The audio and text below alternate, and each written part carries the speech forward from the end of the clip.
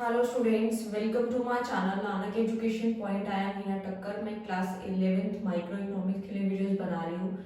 Students, अगर आपने पुरानी वीडियोस नहीं देखी तो डेफिनेटली देख लीजिएगा, क्योंकि मैंने एक चैप्टर भी अपलोड कर दिया, सेकंड के कुछ पार्ट कर दिए, कंज्यूमर इक्विलिब्रियम का कुछ जो पार्ट रह गया है वो बस खत्म ही होने वाला है। थोड़ी सी वीडियोस बची हैं तो स्टार्ट कर लेते हैं हम लोग, जो हमारा टॉपिक रह गया है। तो स्टूडेंट देखिए, बजट लाइन हम पढ़ रहे हैं और आज हम बजट सेट भी पढ़ेंगे और भी काफ़ी टॉपिक कवर्स करेंगे, तो फटाफट कर लेते हैं। बजट लाइन की पहले जो बुक में लाइन जो डिफाइन लिखी थी वो हम पढ़ लेते हैं कि बजट लाइन क्या होता है। देखो, बजट लाइन को पढ़ने से पहले, डिफाइन पढ़ने से पहले मैं आप लोगों को फिर से वही कहना चाहूँगी कि अगर हम जो हेडिंग पे पूरा फोकस करेंगे, अगर हम उसके मीनिंग को समझ जाएंगे तो हमारे लिए सब कुछ पढ़ना आसान हो जाएगा, कुछ भी डिफिकल्ट नहीं लगेगा। तो बजट का मतलब क्या होता है? देखो स्टूडेंट्स, आपके घर के अंदर भी आप देखते होंगे कि आपके पूरे महीने का या पूरे साल का बजट बनाया जाता होगा, किस पे कितना कितना खर्च करना है, कि इतनी इनकम है। जितनी भी इनकम होती है सबको पता होता है कि हमारे घर में कितने मेंबर्स हैं, किसकी कितनी इनकम है और कहाँ कहाँ पे उसको स्पेंड करना है, किस तरीके से करना है। ऐसा नहीं है कि इनकम उनकी 20,000 रुपया वो खर्च करने की 50,000 की सोच रहे हैं, तो ऐसा नहीं होगा। तो उस हिसाब से होता है। तो ऐसे ही हम जो चैप्टर पढ़ रहे हैं कंज्यूमर इक्विलिब्रियम है, यानी कंज्यूमर के बारे में सोच के समझ रहे हैं कि अगर कंज्यूमर की इनकम इतनी होगी तो कैसे अपनी बजट लाइन, उसकी बजट लाइन कैसी होती है, कहाँ कहाँ वो खर्च कर सकता है, तो वही सब देखेंगे। तो आई होप आपको ये समझ आ गया होगा। अब जो हम डिफाइन पढ़ लेते हैं जो बुक में लिखी है, उसके बाद शॉर्ट वाला तो मैं आपको हमेशा बताती हूँ अपना। बजट लाइन क्या है? Budget line is the graphical representation of possible combination of two goods which can be purchase with given income and prices. इसका मतलब क्या हुआ, पहले थोड़ा सा समझ लेते हैं कि बजट लाइन एक ग्राफिकल रिप्रेजेंटेशन है। ग्राफिकल मतलब कुछ ग्राफ बनेगा इसके अंदर और ये कॉम्बिनेशन दिखाता है ऑफ टू गुड्स, दो गुड्स के कॉम्बिनेशन को जो हम परचेज कर सकते हैं अपनी अपनी इनकम के हिसाब से। ऐसे ही मैंने आपको अभी बताया कि अगर हमारा जितना बजट होगा हम उतना ही तो खरीद सकते हैं। ये तो है नहीं कि बजट बजट हमारा ज्यादा बन गया और इतनी इनकम है नहीं। तो समझ गए होंगे आप। And such that the cost of each of these combination is equal to money income consumer. इसका मतलब क्या हुआ? इसका मतलब भी लगभग वही हुआ कि आपको बेसिकली बजट लाइन यानी ग्राफ पे रिप्रेजेंट करना है वो दो गुड्स जिनको आप अपनी इनकम के हिसाब से खरीद सकते हैं, और वो जो कॉम्बिनेशन ऑफ गुड्स होंगे वो आपके बराबर होंगे मनी ऑफ द कंज्यूमर, यानी कि मनी इनकम कंज्यूमर, यानी कंज्यूमर की जितनी इनकम होगी उसी के बराबर होंगे। वही चीज आगे, तो उसको हम ग्राफ बनाना सीखेंगे। अब इन शॉर्ट इनको समझ लेते हैं कि बजट लाइन के अदर नेम क्या है। 1 marks question, very very important. आप प्लीज स्टार बना लीजिएगा जो इंपॉर्टेंट क्वेश्चन है, जो हाँ एमसीक्यू बनते हैं। और देख लेते हैं क्या क्या इसका नाम है। बजट लाइन तो है ही है, प्राइस लाइन भी इसको कहते हैं। प्राइस लाइन इसलिए क्योंकि जो भी अपना गुड्स मतलब बजट लाइन क्या हुई बेसिकली कि हम जब गुड्स खरीद रहे हैं, जो खर्चा कर रहे हैं वो अपनी इनकम को देख के, एक तो इनकम को देख के और दूसरा प्राइस को देख के, दोनों को ही देख के, क्योंकि इनकम हमारी जितनी होगी तभी तो हम अपने प्राइस को कंपेयर करके वो चीज खरीद पाएंगे। ठीक है, तो उसे हम प्राइस लाइन भी कहते हैं, प्राइस अपॉर्चुनिटी लाइन भी कहते हैं। ठीक है, प्राइस इनकम लाइन भी कहते हैं और बजट कांस्टेंट लाइन भी इसको कहते हैं। 1 मार्क क्वेश्चन डेफिनेटली बन जाएगा कि बजट लाइन को और किस नाम से जाना जाता है। तो ये सारे आंसर हैं, आप जो है वो इनको लिख लीजिएगा और स्क्रीनशॉट्स भी ले लीजिए। मैं थोड़ा साइड हो जाती हूँ, आप प्लीज स्क्रीनशॉट ले लीजिए इसका। अगर आपको कुछ भी क्लियर नहीं होता स्टूडेंट्स तो आप मुझे इंस्टाग्राम पे डीएम जरूर करना, मैं रिप्लाई जरूर दूंगी आपका। ठीक है, तो आई होप आपको बजट लाइन क्लियर हो गया होगा। उसके बाद थोड़ा सा उसका एग्जाम्पल को समझ लेते हैं। ठीक है, क्योंकि जब तक हम कुछ प्रैक्टिकली देखेंगे नहीं तो हमें कुछ समझ भी नहीं आएगा। तो ये चीज आप अपने साथ में अप्लाई करके जरूर देखना। यानी इनकम रुपीज में लिखी है, मतलब छोटा एग्जांपल क्या है, 20 रुपए इनकम है किसी, देखो 20 रुपए तक किसी की भी नहीं होती, 20 रुपए में तो होता ही कुछ नहीं है। ठीक है, ये सिर्फ छोटा एग्जांपल लिया आप लोगों को समझाने के लिए, क्योंकि जितना छोटा नंबर होगा उतना जल्दी समझ आएगा आपको। तो इनकम 20 रुपए है, 20 रुपए इनकम है, तो यानी कि दो दो गुड्स पे खर्च करना था हमें, एक एक्स कमोडिटी पे और एक वाई कमोडिटी पे, और एक यूनिट को मैंने 10 रुपए माना है, एक यूनिट को मैंने 10 रुपए माना है।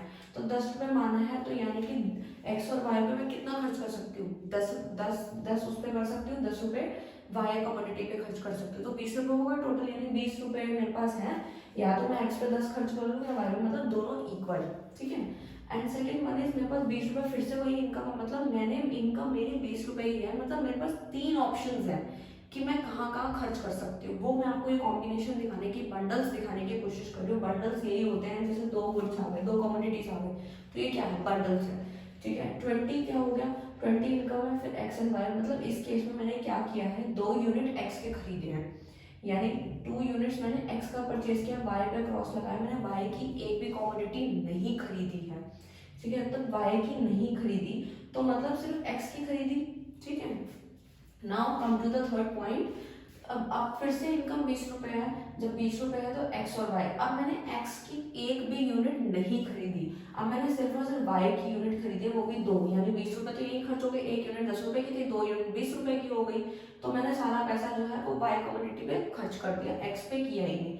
तो हमने 3 बंडल्स देखे, कौन कौन से, या तो मैं एक्स और वाई पे बराबर खर्च कर लूँ, या फिर मैं एक्स पे खर्च करूँ वाई पे बिल्कुल ना करूँ, या फिर तीसरी सिचुएशन थी कि मैं एक्स पे करूँ ही ना, वाई पे ही सारा खर्च कर लूँ।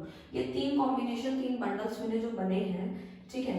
अब जो नीचे मैंने आप लोगों के लिखा है, वेरी वेरी शॉर्ट में लिखा है, ये लाइन अगर आप याद कर लोगे तो आपको इतनी बड़ी डिफाइन भी आप खुद बना के लिख सकते हो, ठीक है। When all these 3 bundle represent graphically, graphically मैंने आपको बता दिया, ग्राफ बनाना है इसका, यानी कर्व बनाना है आपका, जैसे कि यहाँ बना हुआ, अभी मैं समझाऊंगी इसको। When all these 3 bundle represent graphically, we get a downward sloping straight line called budget line। देखो यही 3 बंडल्स को मैं अगर ग्राफ पे बनाऊं, ठीक है, और वो जो ग्राफ होगा वो मेरा डाउनवर्ड स्लोपिंग स्ट्रेट लाइन आएगा, उसी को मैं क्या बोलूंगी, बजट लाइन बोलूंगी। आई होप आपको पूरा क्लियर हो गया होगा, ठीक है। अब जो है हम नेक्स्ट पे आते हैं, बजट सेट क्या होता है, ठीक है। पहले हमने पढ़ा बजट लाइन, अब हम पढ़ रहे हैं बजट सेट। लाइन और सेट में फर्क है, बजट सेम ही है, तो क्या डिफरेंस है वो थोड़ा सा देख लेते हैं इसकी डिफाइन पे। Budget set is the set of all possible combination of the two goods which a consumer can afford given his income and prices in the market।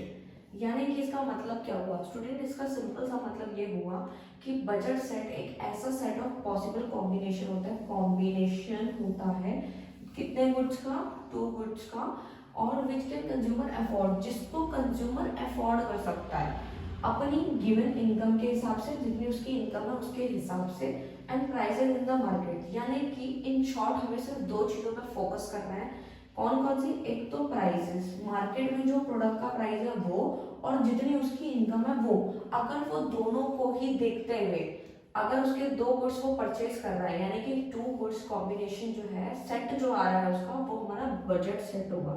फिर से देख लो, इन शॉर्ट समझ लो, बजट सेट वही possible combination of the 2 goods, वो 2 goods है जिसको consumer can afford with given, जिसको अपनी इनकम के हिसाब से अफोर्ड कर सकता है और मार्केट के प्राइस के हिसाब से उसको खरीद सकता है, तो वो हमारा क्या है, बजट सेट है। बहुत सिंपल वे में समझ आ गया होगा, अगर नहीं आया तो फिर से टेंशन मत लेना, क्योंकि ये जो आपका शेड्यूल है और जो कर्व है ये इसीलिए होता है ताकि आप चीज़ों को प्रैक्टिकली समझ सके कि एक्चुअल में कहाँ कहाँ स्पेंड हो रहा है और एग्जैक्टली ये जो डिफाइन है वो वर्क कर भी रही है नहीं कर रही। तो कॉम्बिनेशन ऑफ एप्पल एंड बनाना देख लेते हैं, ठीक है। तो EFGHIJ यहाँ पे कुछ कॉम्बिनेशन है, ठीक है। एप्पल से ए से डिनोट किया है, बनाना को जो है यहाँ पे मैं लिख देती हूँ B से डिनोटेड है, ठीक है। और मनी स्पेंड है, मनी स्पेंड मतलब हम कितना खर्च कर सकते हैं, मतलब इनकम को वाई लिखा है मैंने यहाँ पे, क्योंकि इनकम को हम कैपिटल वाई भी लिख सकते हैं। तो उसके बाद आता है स्टूडेंट्स एप्पल, यानी कि एप्पल की जो मैं अगर आपको ये कहूँ, इसमें भी इनकम 20 रुपए ही है, ठीक है। 20 रुपए का एग्जाम्पल अभी भी वही चल रहा है, तो 20 रुपए ही सोच के चलना, लेकिन अभी थोड़ा सा डिफर है क्योंकि बहुत अलग था, ये थोड़ा सा डिफर है। एप्पल में क्या रहा है, 4 ईच है, यानी एक जो एप्पल अगर आप खरीदेंगे वो 4 रुपए का है, बनाना खरीदेंगे 2 रुपए का है, याद रखना, एप्पल 4 रुपए, बनाना 2 रुपए का एक है, ठीक है। और इनकम हमारी कितनी है, 20 रुपए है, ठीक है। तो 20 रुपए होने पे क्या होगा स्टूडेंट, तो एप्पल जो है वो 5 है, यानी कि 5 खरीदे, ठीक है। 5 को 4 से करेंगे 20 हो जाएगा सीधा सीधा, और 0, यानी कि मैंने पहले कॉम्बिनेशन के अंदर अगर मैं देखूं, मैंने सिर्फ और सिर्फ अपना पैसा एप्पल पे खर्च करा है, बनाना पे कुछ भी खर्च नहीं किया, ठीक है, पहला कॉम्बिनेशन। सेकंड में मैंने 4 एप्पल खरीदे हैं और बनाना मैंने 2 खरीदे हैं। आप एक चीज देखते जाएंगे कि मैंने एप्पल की क्वांटिटी में कम करते करते 0 पे आ गई हूँ और बनाना की क्वांटिटी को बढ़ाती गई हूँ। तो यानी कि इस पूरे शेड्यूल में 2 चीजें सबसे मेन अगर आपको दिख रही हूँ, तो एक टाइम ऐसा था कि जब मैं एप्पल पे पूरा खर्च कर रही थी, बनाना पे बिल्कुल नहीं कर रही थी। दूसरा है कि मैंने एप्पल पे 0 खर्च किया, मतलब एप्पल पे कुछ भी खर्च नहीं किया, बनाना पे मैं पूरा ही खर्च करती जा रही हूँ। तो मैंने क्या समझा कि ये दो कॉम्बिनेशन भी देख रही हूँ, उसके बाद किसी को बढ़ा रहे, एप्पल को बढ़ा रहे तो बनाना कम, बनाना ज्यादा हो रहा था एप्पल कम। ठीक है, ये सारी सिचुएशन हमें देखने को मिल रही है, क्योंकि इनकम 20 रुपए ही है।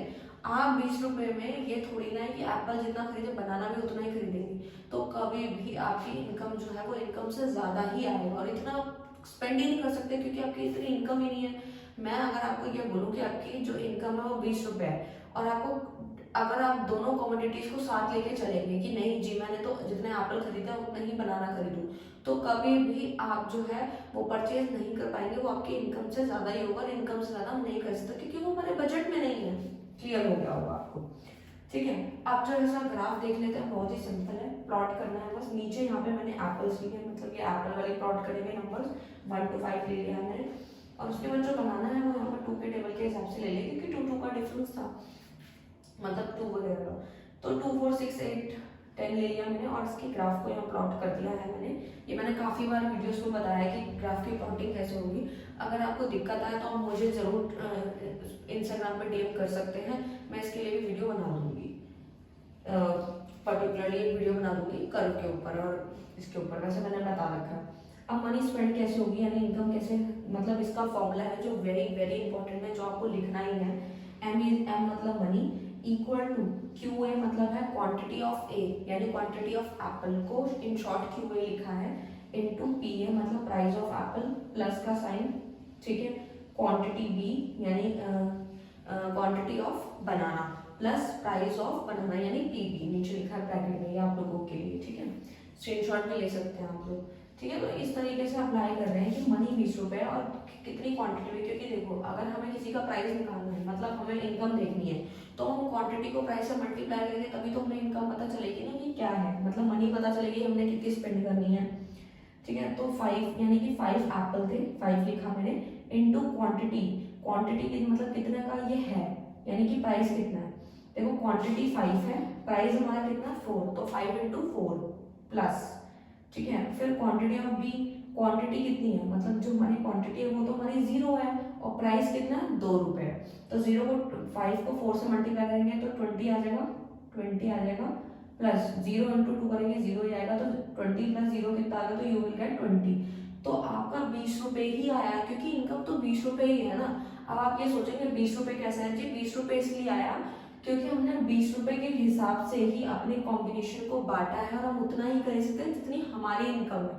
ठीक है, तो 20 रुपीज आ गया, फिर उसके बाद ये धीरे धीरे कम होता जाएगा, जैसे 4 इंटू 4 यानी 4 क्वांटिटी है, प्राइस भी 4 का, तो 4 इंटू 4 प्लस 2 रुपीज का 2 क्वांटिटी है, इंटू 2 का प्राइस है, 2 इंटू 2 4 हो जाएगा, तो 4 4 4 16 हो गया, प्लस 2 2 4, तो ये भी कितना हो गया 20। आप नीचे वाले भी सॉल्व करेंगे तो भी आंसर सबका 20 ही आएगा, क्योंकि इनकम कितनी है 20 रुपीज है, वही आप स्पेंड कर सकते हैं, तो सबके आंसर आप लिख लीजिए 20 है। ये मैंने आपको बता भी दिया कि सॉल्व कैसे करना है, पहले आपको मल्टीप्लाई करना है, फिर ये वाला ब्रैकेट मल्टीप्लाई करना है, फिर दोनों को ऐड कर देना, तो you will calculate the money spend. तो आपको समझ आ गया होगा। अब छोटा सा एक पॉइंट और समझते हैं, फिर उसके बाद ये टॉपिक खत्म हो जाएगा। ये हमने जो ग्राफ प्लॉट किया है, तो ये जो पॉइंट्स यहाँ पे आ रहे हैं, मैंने इनको नाम दे दिया है, ठीक है, JIHGFE, ठीक है, ये सारे नाम मैंने दे दिए हैं इसको।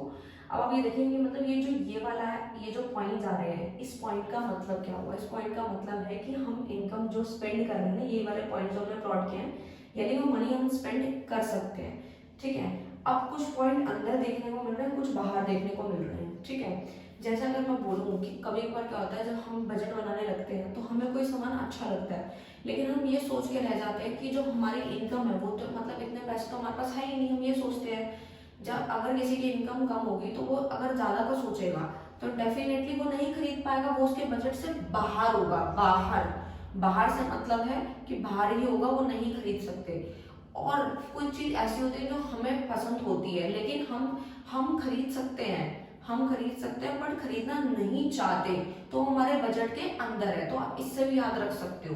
ऐसे ही सेम ग्राफ पे है, कैसे है, जैसे हम ग्राफ बना रहे हैं, तो ये वाले तो हमारे बजट लाइन में है, मतलब ये हमारे जो पॉइंट है वो मनी स्पेंड है, यानी इनकम हो गई। लेकिन कुछ पॉइंट मैंने अंदर बनाया, जैसे पॉइंट डी, पॉइंट यहाँ भी, चाहे यहाँ हो, चाहे यहाँ हो, चाहे यहाँ कहीं भी, मतलब इस लाइन के अगर अंदर कहीं भी पॉइंट आता है दैट मीन्स वो जो इनकम है वो अंडर स्पेंड है। अंडर स्पेंड का मतलब होता है कि हम तो स्पेंड कर सकते हैं लेकिन हम कर नहीं रहे, या तो हम सेविंग कर रहे हैं या तो हमें वो गुड्स खरीदना ही नहीं है, पसंद ही नहीं है। ये दोनों सिचुएशन के अंदर जो है वो हमारी अंडर स्पेंड आता है कि हम, हमारे पास इनकम है कि हम परचेज कर सकते हैं, हमारे बजट में भी है, बट हम खरीद नहीं रहे। ठीक है, क्लियर होगा वो। अब जैसे मैंने आपको भी बताया था कि बजट के अंदर है, तो ये वही वाली, इससे भी आप याद रख सकते हो कि हमारे बजट में है, हम खरीद सकते हैं, बट हम खरीदना नहीं चाहते। ठीक है, अब बजट के बाहर जो हमें चीज पसंद है, हम लेना चाहते हैं बट हम नहीं खरीद पा रहे, तो हमारे बजट के बाहर है। जब बाहर है तो सेम वही वाली बात आ गई, बाहर है जैसे पॉइंट सी हो गया, पॉइंट एन ले लिया, कुछ भी पॉइंट ले सकते हैं, जेड ले लो। ठीक है, तो आपने ये पॉइंट ले लिया, तो ये सारे पॉइंट जो हैं इनको क्या बोलेंगे, इनको बोलेंगे अनअटेनेबल कॉम्बिनेशन। इनको बोलेंगे अनअटेनेबल कॉम्बिनेशन, जो हमारे बजट में है ही नहीं, हमारे बजट से बाहर है, तो उसे हम क्या बोलेंगे, उसे हम बोलेंगे अनअटेनेबल कॉम्बिनेशन। ये काफी बार एग्जाम में पूछा जाता है, तो इसको अच्छे से कर लीजिएगा। ठीक है, और ये जो है, अब आपको ये जो ग्राफ में बताना है मेरे को, यहाँ पे जो ये दिया हुआ है बी, ठीक है, बी, ठीक है, तो ये जो पॉइंट लाइन जो आ रही है प्रॉपर, ये जो लाइन आ रही है उसको बोलेंगे O A B line. O A B line जो है उसको बोलेंगे बजट सेट। ठीक है, आई होप आपको क्लियर हो गया होगा। सॉरी, ये एक चीज थोड़ा सा ध्यान दीजिए, यहाँ पे ओ ए बी, यानी ओ आपका ये ना पॉइंट,